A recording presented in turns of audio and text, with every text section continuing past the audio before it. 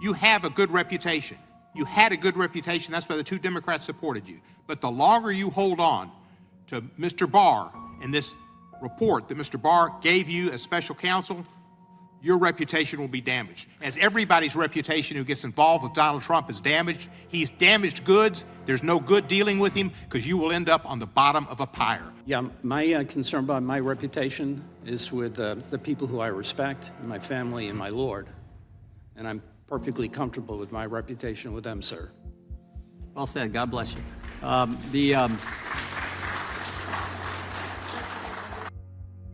That was former special counsel John Durham there, shutting down some harsh words from Democratic lawmaker Steve Cohen. Yesterday, John Durham testified to the House Intelligence Committee over his report on the FBI's mishandling of the investigation into Trump's alleged ties to Russia at the time of the 2016 presidential election. He faced questioning from various Democrats on the committee, Cohen being one of them, who ridiculed Mr Durham for his report into the FBI's Crossfire hurricane probe. Durham's testimony was aimed to find ways to reform high-stakes investigations involving political candidates. Cohen slammed Durham for having no convictions, for having nothing, and for trying to hurt Robert Mueller's report. He then blasts former President Donald Trump and Bill Barr, saying that Durham's reputation is now damaged, as anyone's is who's involved with Trump.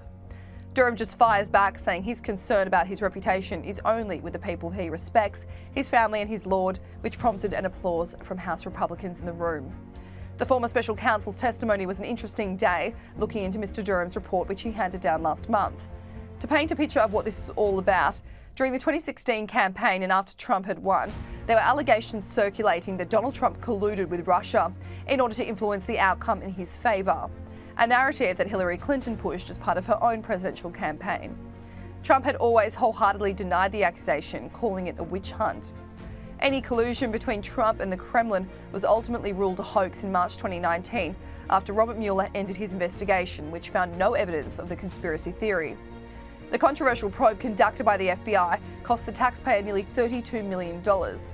Trump wanted justice for these false allegations, which is why he hired special counsel John Durham to conduct his own investigation into the FBI's probe. Last month, the former special counsel handed down his 300-page report into Crossfire hurricane. Durham had been looking into this Russia collusion hoax since 2019 and was appointed to the role by former Attorney General Bill Barr under the Trump administration.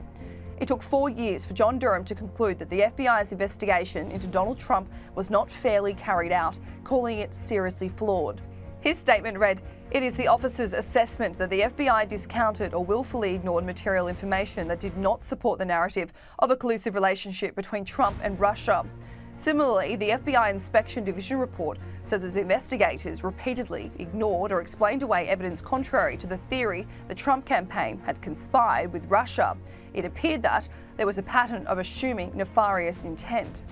An objective and honest assessment of these strands of information should have caused the FBI to question not only the predication for the investigation, but also to reflect on whether the FBI was being manipulated for political or other purposes. Unfortunately, it did not. The committee's hearing prompted other interesting moments today, like when Democrat Hank Johnson tried to criticise John Durham for not indicting Hunter Biden, despite the fact that the probe didn't even look into the president's son. And to the extreme disappointment of some on this panel, your investigation failed to produce indictments against Hillary Clinton, correct? That's correct. Didn't indict Barack Obama. That's correct. Didn't indict Joe Biden. That's correct. Couldn't even indict Hunter Biden. We didn't investigate Mr. Hunter Biden. Or when Democrat Adam Schiff tried to question John Durham on how normal it was for Donald Trump's son to be receiving tip-offs from a Russian official, to which Durham slyly hits back with the jab about how Adam Schiff himself should understand about getting calls from Russia. Durham, that Mueller and congressional investigations also revealed that Don Jr. was informed that a Russian official was offering the Trump campaign, quote, very high-level and sensitive information, unquote, that would be incriminating if Hillary Clinton was part of, quote, Russia and its government support of Mr. Trump? You aware of that?